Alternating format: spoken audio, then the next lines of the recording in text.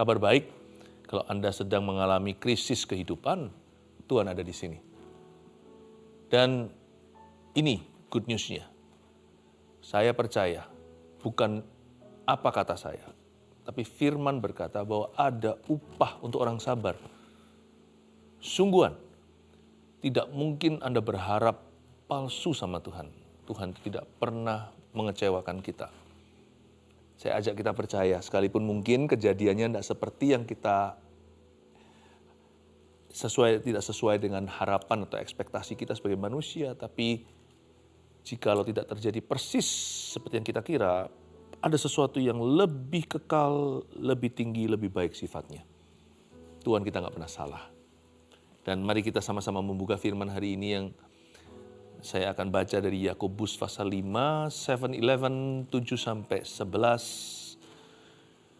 Di Alkitab kita, di bahasa Indonesia, tertulis judulnya oleh percetakan, bersabar dalam penderitaan.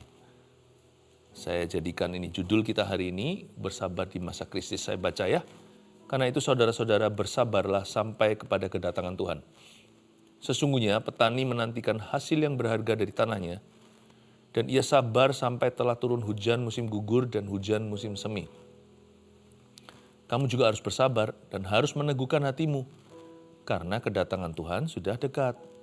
Saudara-saudara, janganlah kamu bersungut-sungut dan saling mempersalahkan, supaya kamu jangan dihukum. Sesungguhnya hakim telah berdiri di ambang pintu. Saudara-saudara, turutilah teladan penderitaan dan kesabaran para nabi yang telah berbicara demi nama Tuhan. Sesungguhnya kami menyebut mereka berbahagia, yaitu mereka yang telah bertekun. Kamu telah mendengar tentang ketekunan Ayub, dan kamu telah tahu apa yang pada akhirnya disediakan Tuhan baginya, karena Tuhan Maha Penyayang dan penuh belas kasihan. Bersabar di masa krisis.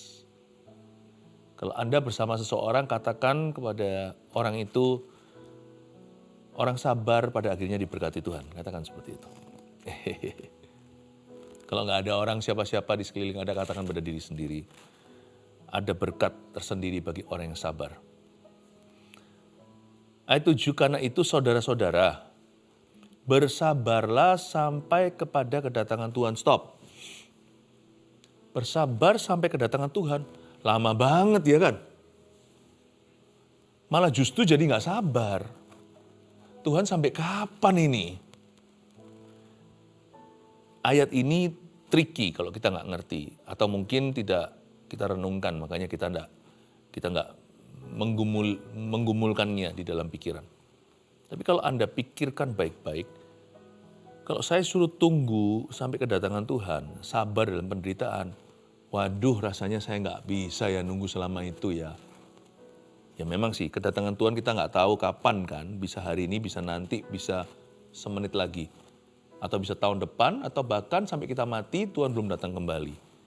Tapi kalau Tuhan berjanji dia akan datang kembali, dia pasti akan datang lagi. Kalau janji-janji Tuhan lain tidak palsu, janji yang satu ini pasti digenapi. Kedatangan Tuhan juga bisa bicara tentang kematian seseorang. Tuhan panggil nomornya. Berarti bukan Tuhan yang datang ke dia yang datang ke Tuhan. Ya ngerti sih secara teori di otak kita harus setia sampai mati. Atau kita mengharapkan kedatangan Tuhan. Tapi kan jarang ya kita lihat di antara orang Kristen yang terobsesi dengan pikiran, Tuhan mau datang, mungkin hari ini. Memang orang Kristen yang sungguh-sungguh kan selalu hidup berjaga-jaga dan waspada. Setiap waktu itu bisa terjadi. Tetapi kan pikirannya nggak fokus ke situ saja. Jadi artinya apa? Nggak salah nih Yakobus berkata, kamu sabar sampai kedatangan Tuhan. Bukannya ini sekarang lagi promosi kesabaran ya? Kok malah justru beri satu alasan yang buat orang malah nggak sabar? Nggak, coba dibaca lagi. Karena itu saudara-saudara bersabarlah sampai kepada kedatangan Tuhan. Sesungguhnya petani menantikan hasil yang berharga dari tanahnya. Dan ia sabar sampai telah turun hujan musim gugur dan hujan musim semi. Jadi kita sekarang mengerti bahwa Di sini maksudnya sampai pada kedatangan Tuhan itu bukan berarti kita menunggu tanpa tanggal yang pasti. Tapi kita itu percaya pada janji. Tuhan janji begini dan janji itu jadikan seperti wortel yang ada di depan kelinci yang terus lari ke depan. Kedatangan Tuhan mungkin bagi beberapa orang terlalu lama atau tidak terprediksi. Mati, orang nggak mikir itu tabu. Tapi janji sampai pada kedatangan Tuhan itu janjimu teruji. Kita harus isi hati sama janji.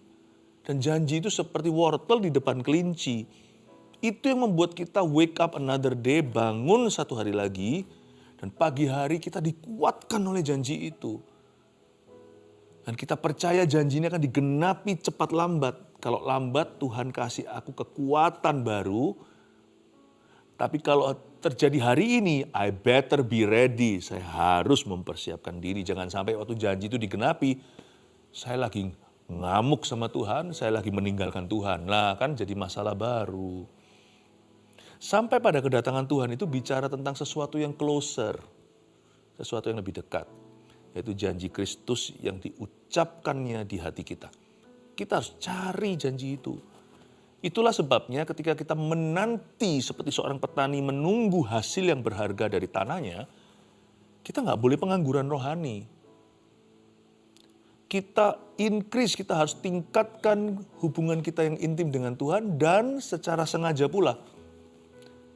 Tidak sedikit manusia yang meninggalkan Tuhan ketika dalam masalah. Ini sebuah lembah yang sudah makan korban.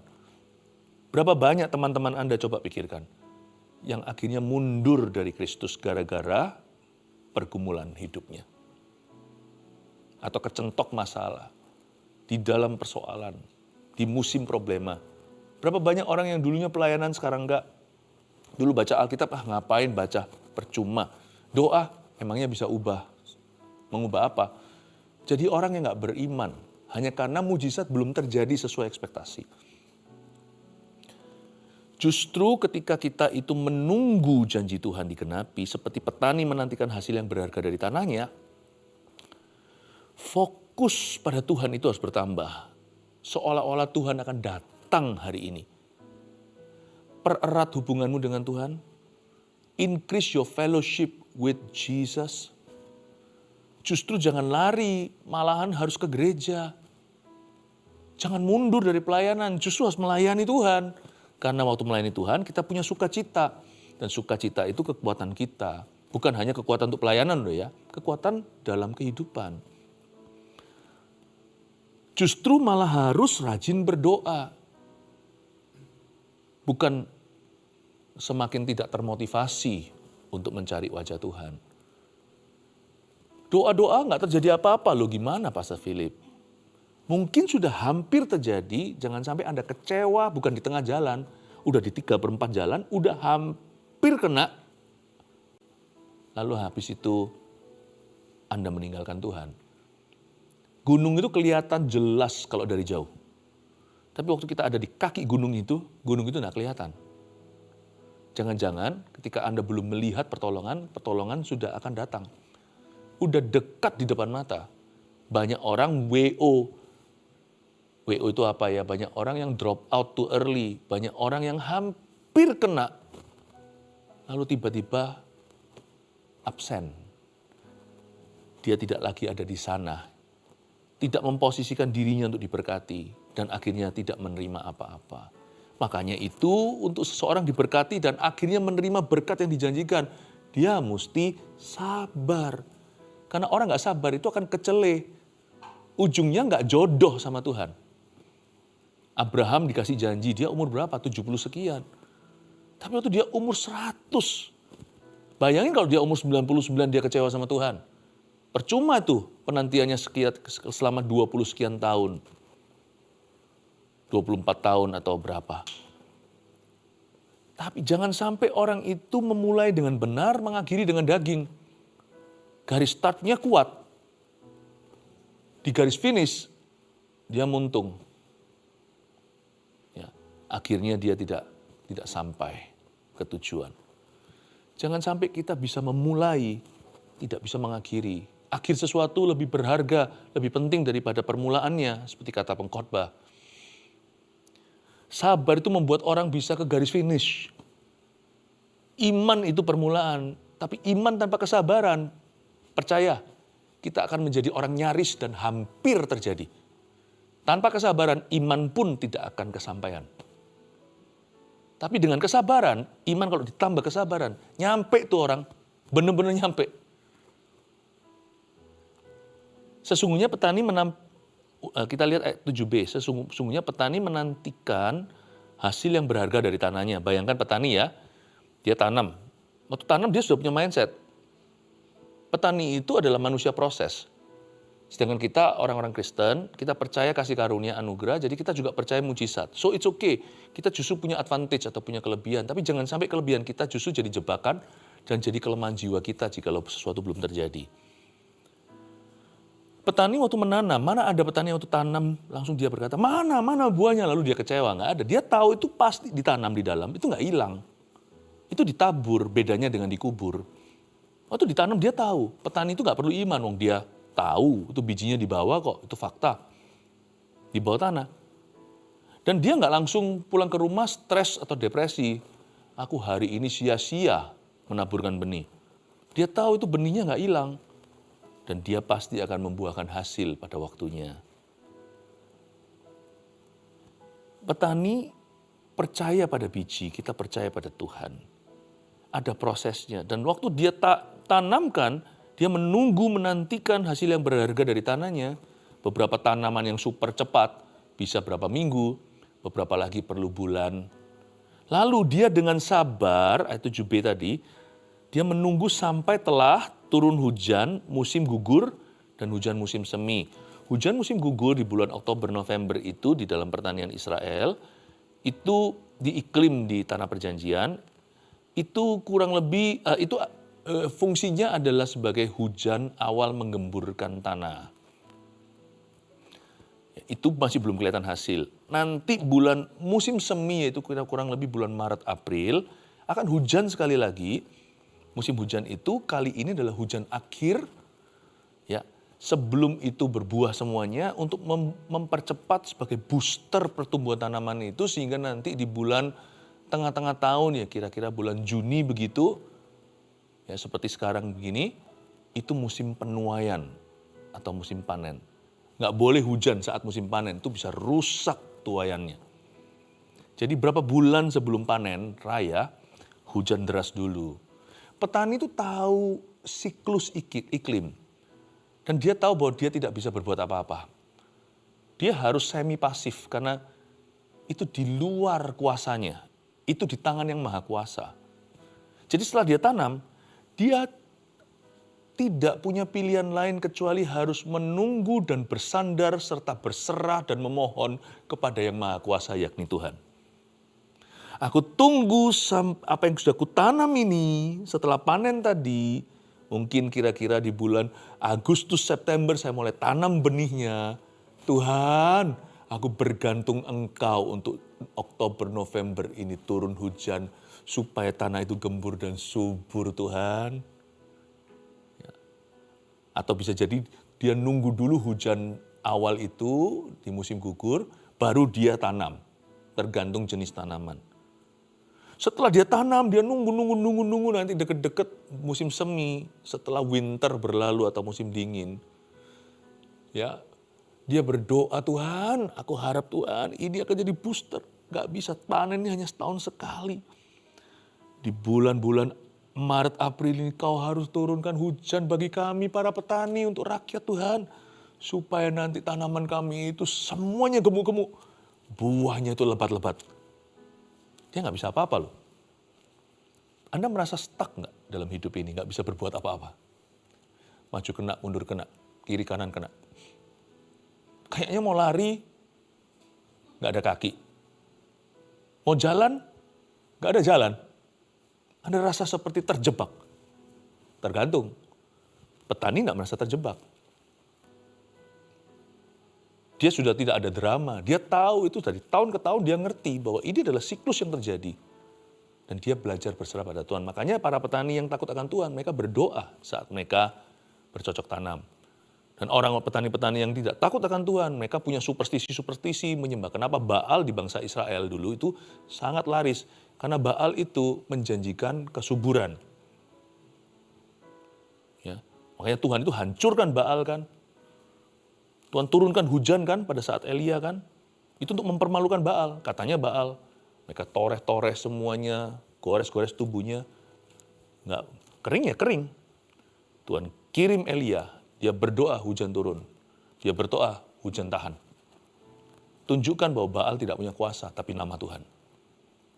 Yang turun bukan hanya hujan, Tuhan turunkan api. Secara supranatural di atas mezbah itu. Tuhan mau tunjukkan siapa yang berkuasa, bukan Baal. Jangan justru ketika kita butuh itu, kita carinya itu orang pintar. Kita carinya itu kuasa gelap. Kita carinya sumber-sumber yang nggak jelas. Cari Tuhan. Dalam bisnismu, cari Tuhan. Dalam pekerjaanmu, cari Tuhan. Dalam karirmu, dalam studimu, cari Tuhan. Dalam rumah tanggamu, cari Tuhan. Dalam pelayanan apalagi, cari Tuhan. Karena Tuhan itu yang berwenang, Tuhan yang berkuasa. Tapi kita memang harus bersabar. Memang ada fasenya di mana kita dibuat merasa nggak bisa apa-apa. Tapi begini, saya yakin waktu petani itu menunggu, bukannya dia tidak berbuat sesuatu, dia pasti akan jaga. Tanamannya dari hama, lalu dia jaga dari mungkin itu loh hewan yang suka korek-korek tanah, lalu ambil di bawahnya bijinya dimakan, atau mungkin sudah jadi sesuatu, dipetik-petik daunnya dirusak, dia jaga. Jadi ada juga komitmen kita untuk menjaga apa yang sudah dipercayakan. Ada juga terlebih lagi komitmen kita untuk menjaga hati kita, attitude sikap hati kita dengan segala waspada. Jaga telinga, hati-hati gunakan matamu, hati-hati gunakan mulutmu, hati-hati gunakan telingamu. Jaga. Tapi saya yakin petani itu bukannya tidak berbuat apa-apa. Dia pasti terlibat dan dia pasti akan mencari pekerjaan lain di sekitar farmland-nya atau di sekitar tanah pertaniannya. Dia pasti akan aktif. Dia tidak nganggur berbulan-bulan. Dia pasti cari hal-hal yang dia renovasi, perbaiki. Mungkin selain bercocok tanam, ada hal lain mungkin dia selesaikan bangunan rumahnya, kayu-kayu dia pasang. Bayangkan petani-petani zaman dulu, tanpa teknologi mungkin harus tebang kayu, tebang pohon. Lalu disinilah waktunya dia bangun rumahnya. Di sini mungkin dia mungkin olah dahulu kala dia bikin ini, sekarang waktunya pada waktu sambil menanti tumbuhan berikutnya dan panen berikutnya. Mungkin dia jadikan tuayan yang lalu itu menjadi sesuatu. Mungkin dia jadikan rempah-rempah tertentu. Dia mungkin jadikan produk-produk tertentu. Ini waktunya dia manufacture apa yang dia hasilkan. Dia kelola tuh talenta. Dikasih packagingnya, dikasih kemasannya. Saya bisa bayangkan aja. Dia pasti melakukan banyak hal di sekitar rumahnya. Di sekitar tanah pertaniannya. Diopeni atau benar-benar dipelihara itu hewan-hewannya, mungkin di samping bercocok tanam, dia juga beternak sesuatu, mungkin dia kembangkan bagian peternakan, bukan hanya pertanian. Ini waktunya belajar sesuatu yang baru. Gimana ya mengembangbiakkan, mungkin ya ada perairan tertentu di situ, dia mungkin di sana dia kembangbiakkan ikan, dia mulai belajar caranya gimana, gagal lagi. Bukan bulan-bulan nganggur, bulan-bulan beraktivitas. Dia isi hari dan waktunya dengan perkara-perkara yang berguna. Sehingga ketika panen datang, hidupnya sudah jauh lebih berkembang. Jadi dia tidak nganggur di situ. Dari segala macam pengangguran, bagi orang-orang Kristen, anak-anak Tuhan, yang paling bahaya adalah pengangguran rohani. Karena kalau kita tidak berbuat apa-apa, kita jadi idle bahasa Inggrisnya. Jadi kosong. Dan disitulah biasanya seseorang menjadi berpenyakitan. Yang saya maksudkan bukan fisik, tapi jiwanya mulai salah. Fokusnya mulai yang bukan-bukan. Jangan menunggu satu janji digenapi, lalu hidupmu lumpuh waktu menunggu. Di saat kau menanti, petani itu menantikan hasil yang berharga dari tanahnya dan ia sabar. Kata sabar, ia sabar di sini bukan menunggu tanpa berbuat sesuatu. Kata sabar di situ adalah kata aktif. Itu bukan juga hanya patiently waiting. Tapi dia dengan sabar menunggu sambil mengisi hidupnya dengan perkara-perkara Tuhan. Itu maksud kata ia sabar sampai telah turun hujan. Ia sabar sampai itu activity. Sabar yang nyampe itu aktivitas, sabar yang pasif itu tidak membuahkan hasil. Dia tetap jadikan hidupnya seproduktif mungkin ketika dia menantikan sebuah janji. Jangan sampai karena kau menunggu satu janji yang belum digenapi, kau kecewa. Atau kita tidak berbuat apa-apa. Memang kita tidak bisa berbuat sesuatu untuk membuat janji itu digenapi. Ada hal-hal tertentu yang benar-benar di luar ranah atau wewenang kita. Tapi jangan merasa diri helpless atau tidak berdaya. Apalagi bermentalkan korban. Never, jangan. Sementara kita menunggu sesuatu yang benar-benar itu di otoritas Tuhan. Kita masih bisa survei seperti petani itu, dia mulai survei tanah pertaniannya. Apa yang menjadi hak miliknya. Dan dia mulai otak-atik. Dan mulai dia upgrade segala sesuatu. Mulai dia isi segala sesuatu. Itu artinya ia sabar sampai. Ayat 8, kamu juga harus bersabar dan harus meneguhkan hatimu. Karena kedatangan Tuhan sudah dekat. Ayat 8 ini bagus sekali karena Alkitab Yakobus mengajari kita kalau bersabar itu juga harus meneguhkan hati. Sabar di sini tidak sama dengan pasrah. Ini bukan kepasrahan. Ini ketekunan. Artinya tekun itu nekat maju. Tekun itu berbuat sesuatu tapi nggak ngawur. Bukan berbuat apapun juga atau segala sesuatu. Dia berbuat sesuatu. Dia berbuat apa yang akan membuat industrinya maju. Apa yang membuat hidupnya produktif. Apa yang mendatangkan kebaikan untuk orang lain. Dia selalu memikirkan benefit untuk sesamanya. Dan yang dimaksud dengan ketekunan itu juga tekad untuk benar-benar berbenah. Karena aku punya masa depan yang cerah, masa depanku penuh pengharapan. Dia jadikan masa kininya segala sesuatu sebisa mungkin jadi peluru. Sekalipun mungkin sekarang dibuat pengangguran bukan salahnya. Misalnya kena PHK bukan karena dia mencuri atau korupsi. Tapi memang dia termasuk salah satu yang kena imbasnya. Dan jangan habis itu tidur sesiang, bangun-bangun sesiang-siang mungkin dan juga bengong seharian. Kalau tidak punya pekerjaan, belum ada, saya doakan supaya Anda segera dapat panggilan interview. Tapi jikalau belum ada pekerjaan, jadilah pekerjaan itu. Andalah pekerjaan itu. Ada nggak ada pekerjaan, andalah pekerjaan itu. Saya jadi ingat wanita Sarfat itu, janda yang ketemu sama nabi besar di perjanjian lama. Hari di mana dia punya tepung terakhir untuk makan roti lalu mati. Karena dia kan semua orang kelaparan. Dia siapa? Bisa luput? Tidak bisa. Tapi dia tetap keluar, ambil kayu bakar. Dia tetap keluar untuk menghangatkan dirinya, tetap dia hangatkan badannya, dia menghargai tubuhnya dan anaknya.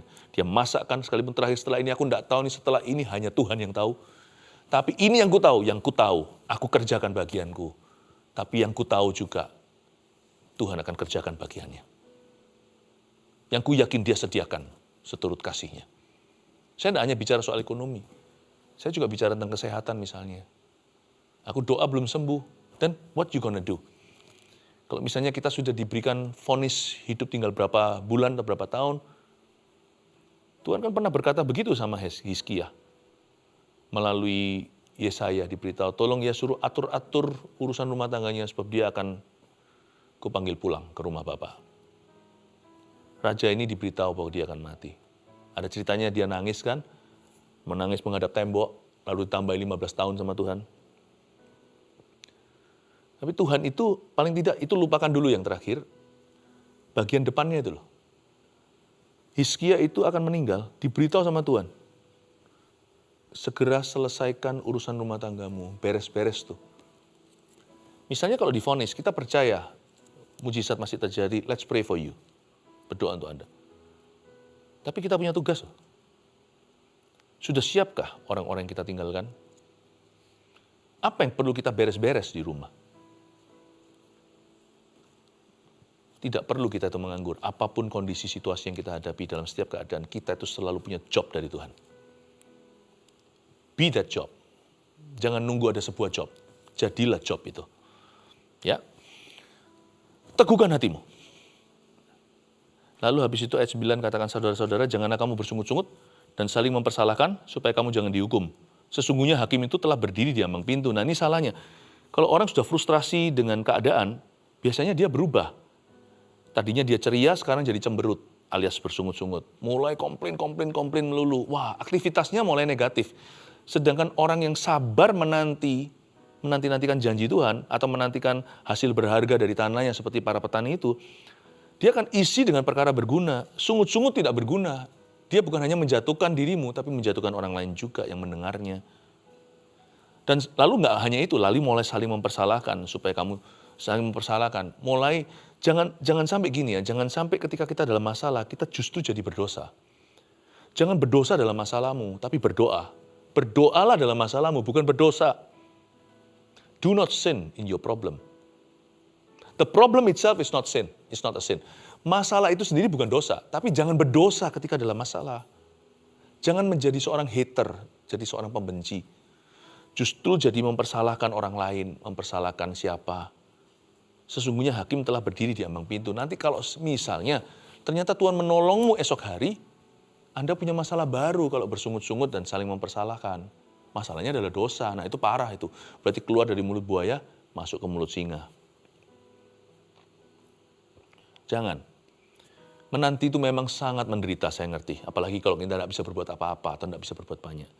Tapi lebih menderita kalau kita salah. Jaga hati ya. Saudara-saudara, turutilah teladan penderitaan dan kesabaran para nabi yang telah berbicara demi nama Tuhan. Salah satu nabi yang banyak menderita tapi terus setia itu adalah Yeremia sampai dia mati. Elia juga menderita. Cuman dia mungkin tidak secara fisik, waktu terjadi kelaparan, terjadi paceklik, terjadi kekeringan, tidak hujan 3 tahun setengah. Elia kena nggak? Kena. Buktinya dia di Sungai Kerit memang disuplai sama gagak makanan. Minumnya kan dari kali atau dari sungai itu. Itu kan sat itu akhirnya sungainya. Dia disuruh pindah ke Sarfat. Kena nggak? Kena. Tapi ada pemeliharaan Tuhan nggak? Ada. Sekalipun nabi-nabi itu juga turut menderita, tapi mereka dipelihara oleh Tuhan. Karena sikap hati mereka benar dan mereka itu adalah orangnya Tuhan. Tuhan itu pasti memeliharamu. Terakhir dengan ini saya selesai. Sesungguhnya kami menyebut mereka berbahagia, yaitu mereka yang telah bertekun.